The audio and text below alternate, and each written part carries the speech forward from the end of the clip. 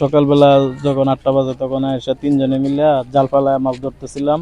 মাছ ধরার পরে একটা টান দেয় মুরানছি জাল, মাছের সাথে ওই ব্যাগটা পড়ছে। ব্যাগটার মধ্যে ইট বান্ধা ছিল, তখন আমার সন্দেহ হয়েছে যে এটার মধ্যে কিছু আছে মনে হয়। ইট বান্ধা যেহেতু, পরে দিই ইটটা সরাই দিই বোমা জাতীয় কিছু দেখা যায়। পরে এলাকাবাসীরা আইলো, আয়াতে ফুলনানি ফোন দিল, পরে পুলিশ এটা দেখে আসলে বোমা জাতীয় কিছু।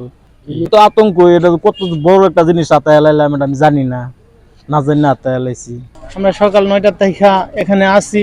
সকাল 9টার সময় জেলেরা আসছিল মাছ ধরার জন্য।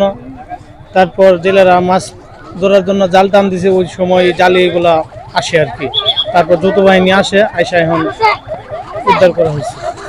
সকাল 9টার সময় আমরা শুনতে পারলাম যে এরকম এখানে কেউ বলে ককটেল, কেউ বলে বম, হ্যাঁ এগুলো। পরে আসি আমরা তো দেখলাম যে এগুলো আছে, এখন পর্যন্ত আছে।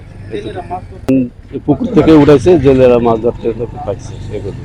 হ্যাঁ, এলাকাবাসী তো অবশ্যই আতঙ্কে থাকবে, এত বড় একটা ঘটনা, এলাকাবাসী তো অবশ্যই আতঙ্কে থাকবে। ঘটনাটা আগে পরে এরকম হয় নাই, কিন্তু আগে পরে জাহাঙ্গীর মাদক ব্যবসায়ী, সে হইলো আমার দোকানে আমার বাসাতে ককটেল ফুটাইছে, গুলি করছে।